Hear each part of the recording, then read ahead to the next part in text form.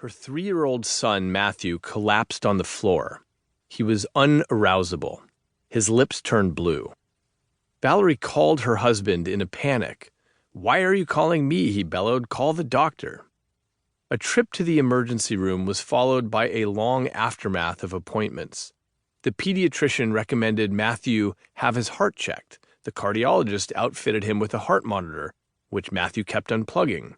All the visits surfaced nothing in particular. The scare was a one-off event. Or so they thought. A month later, while he was eating, Matthew's face took on a strange expression. His eyes became intense, his right arm stiffened and straightened up above his head, and he remained unresponsive for about a minute. Again, Valerie rushed him to the doctors. Again, there was no clear diagnosis. Then it happened again the next day.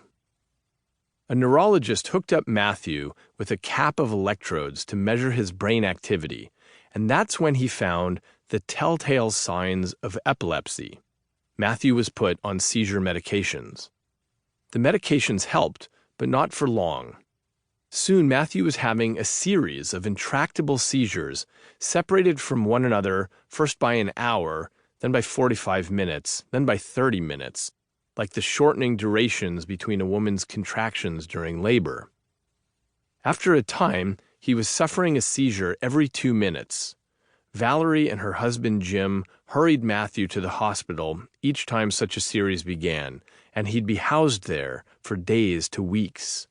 After several stints of this routine, they would wait until his contractions had reached the 20-minute mark and then call ahead to the hospital, climb in the car, and get Matthew something to eat at McDonald's on the way there. Matthew, meanwhile, labored to enjoy life between seizures. The family checked into the hospital 10 times each year. This routine continued for 3 years. Valerie and Jim began to mourn the loss of their healthy child, not because he was going to die, but because he was no longer going to live a normal life. They went through anger and denial. Their normal changed. Finally, during a 3-week hospital stay, the neurologists had to allow that this problem was bigger than they knew how to handle at the local hospital. So the family took an air ambulance flight from their home in Albuquerque, New Mexico, to Johns Hopkins Hospital in Baltimore. It was here, in the pediatric intensive care unit, that they came to understand that Matthew had Rasmussen's encephalitis, a rare chronic inflammatory disease. The problem with the disease is that it affects not just a small bit of the brain, but an entire half. Valerie and Jim explored their options and were alarmed to learn that there was only one known treatment for Matthew's condition: a hemispherectomy, or the surgical removal of an entire half of the brain. "I can't tell you anything the doctors said after that," Valerie told me. "One just shuts down, like everyone's talking a foreign language." Valerie and Jim tried other approaches, but they proved fruitless. When Valerie called Johns Hopkins Hospital to schedule the hemispherectomy some months later, the doctor asked her, "Are you sure?" "Yes," she said.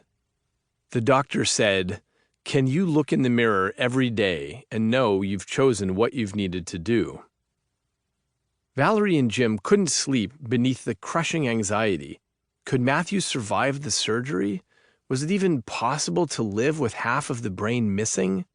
And even if so, would the removal of one hemisphere be so debilitating as to offer Matthew a life on terms not worth taking? But there were no more options. A normal life couldn't be lived in the shadow of multiple seizures each day. They found themselves weighing Matthew's assured disadvantages against an uncertain surgical outcome. Matthew's parents flew him to the hospital in Baltimore. Under a small child-sized mask, Matthew drifted away into the anesthesia. A blade carefully opened a slit in his shaved scalp. A bone drill cut a circular burr hole in his skull.